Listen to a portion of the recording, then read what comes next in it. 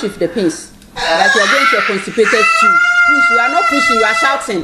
Baby is out. Hello there, my name is Godwin Asediba, an award-winning broadcast journalist with Media General. I am young and I am thriving.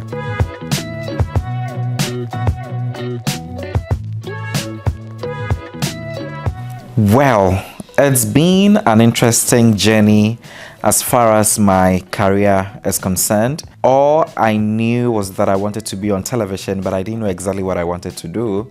So there was a time where I wanted to be an actor, I wanted to be a television presenter, or I wanted to be a journalist. So when I entered into tertiary, I had to be taking up auditions here and there just because I felt I was a good actor and I wanted to pick up some roles here and there and try my hands on them and see if it would work for me.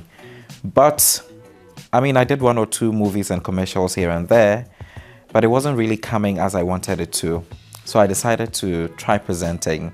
So I started going for presenting auditions. I even came for TV3 auditions for presenters and news anchors. At a point you'll be picked and at a point they drop you. Then I was done with my diploma after 2 years from Ghana Institute of Journalism. Then I started my national service. So I was posted to Obonu FM, an affiliate of Ghana Broadcasting Corporation at Tema, which was very far. So I was transferred from Tema to the Accra branch of the Ghana Broadcasting Corporation just around Kanda. So when I went there, I met a lovely person called Valerie Danso, who was with the entertainment desk where I officially started my national service. So I was producing a show called Showbiz, then sat in as a host for Valerie when she wasn't around, then some news items here and there before I finally moved to the EIB network, GH1 Television and Star FM. So I also started reporting there as well, and it got to a point my boss then called me and realized that there was this potential I had in me that I did not even know. So that was when the journalism career actually began.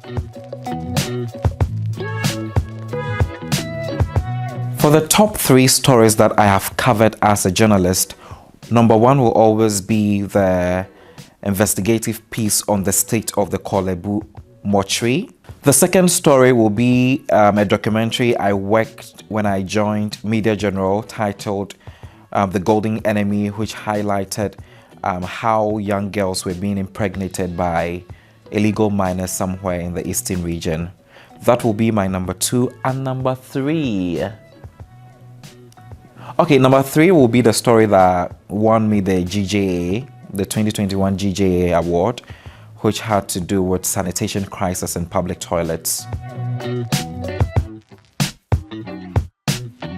So I traveled to the central part of Ghana, somewhere around Kaswa, thereabout. That's where you can find Aplaku. And whilst I was doing a story on flooding, you know, that place is a waterlogged area. So anytime they open the dam, it floods to home. So I was just following up on that story after the dam was opened. And then I met a chief in the community just to get some of their displeasures for him to share with me what they have experienced together with other residents over the years as far as the flooding is concerned. And then he spoke to me about the state of their clinic. So I was like, okay, why not? Let's go there. So I went there and I saw the facility, which was called the Aplaku Family Fitness Clinic. And the state of the facility was not good at all. So anytime I am telling a story, I'm not just telling the story, but I'm telling the story to get results. So I was looking at how I could get the attention for the story. I could tell the story all right, but this was a community that was in dire need of good health conditions. You understand? So I decided to do the story normally and also do a dramatic piece to camera that will make the story go viral. Usually, when these stories goes viral, it gets the duty bearers to act on it immediately because it comes with frustrations, it comes with social media reactions here and there, and when you have it at the top trends, it also, you know, puts them in a state that doesn't make them feel uncomfortable and wants them to act to the story immediately. So when that video actually went viral, it shook a number of tables, especially the Ministry of Health and all. And they had to actually sanction the person who gave me the go-ahead to do the story. But in all of that, the story got results after the video went viral.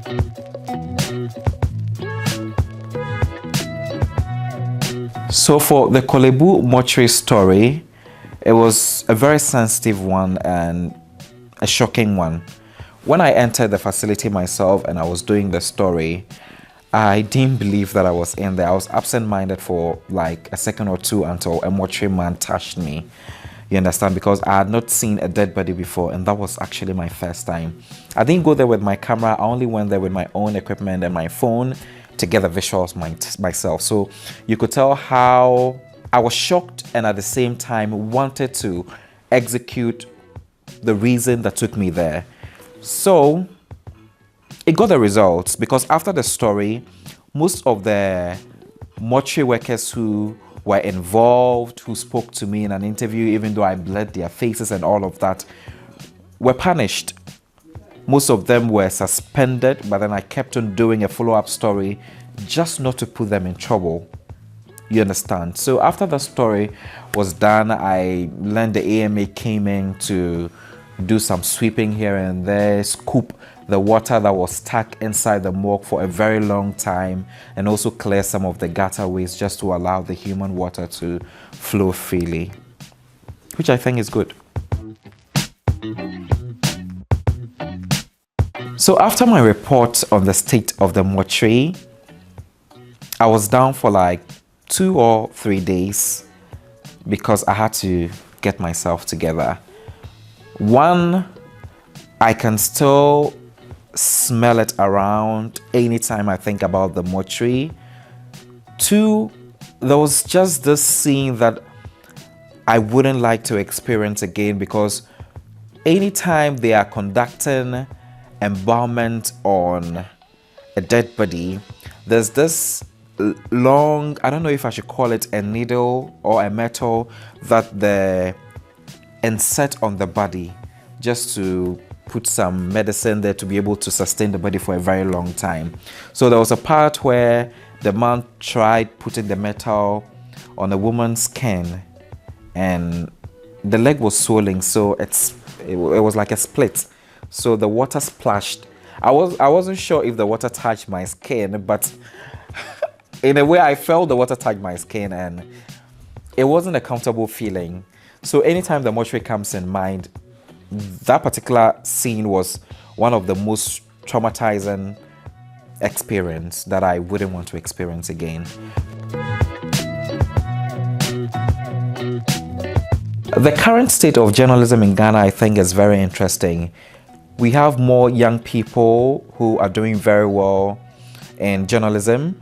The young ones are allowed to bring in a certain flair that will give you the look and feel. You know, back then, journalism was just about you coming, sitting on camera. I mean, it had this hardcore feeling that I think is a bit relaxed now, because me, for instance, I'm able to, you know, speak freely to the camera, you know, do some little drama here and there just for the person to feel excited watching the news.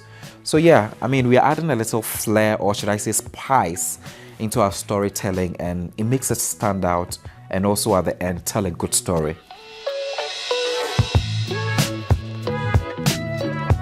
One of the big challenges we face in our line of duty has to do with safety. There are times that journalists are beating when they are not supposed to be beating. There are times that we are being warned not to do certain stories which is not supposed to be done, and I feel it should come to an end. They should allow us to do our work freely. Journalism is not a crime. We are only doing our work.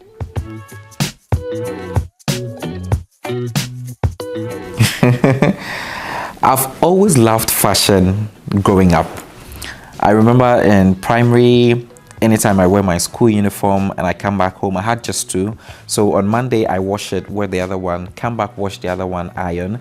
And I make sure that the line on my short knicker is as sharp as a blade. You understand? So fashion has always been with me. I don't know where I took it. Should I say my mom? Because my mom also, she likes to look good.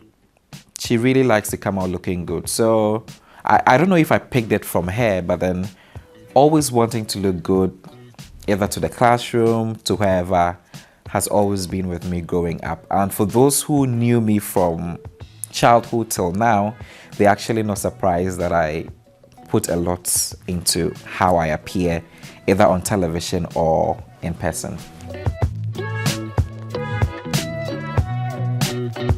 So there have been a number of nominations that I've had in my career, and the one that I'm most thankful for is the 2021 GJ Awards, where I was a judge as the Best Environment and Science Journalist of the Year.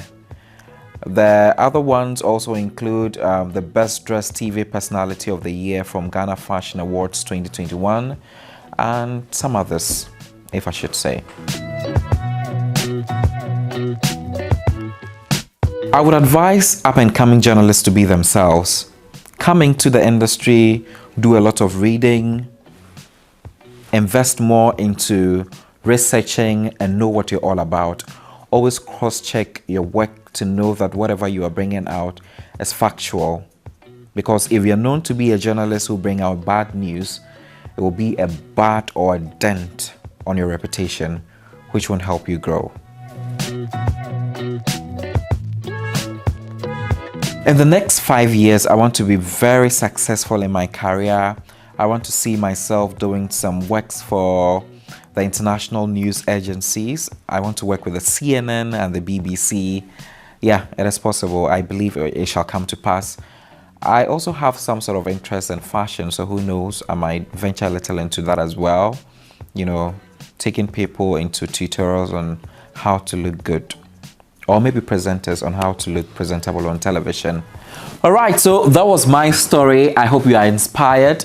You can catch me live on TV3 in the morning to watch the morning news, where I bring you absolutely nothing but the best, accurate and factual news when it comes to anchoring and news reporting as well. You can also follow me on all social media platforms, on Instagram and Twitter as Godwin.Asediba, and on Facebook as Godwin Asediba. You can also subscribe to my YouTube at Godwin Asediba to get to know all the compelling stories that I have been working on. Until then, bye-bye. See you next time.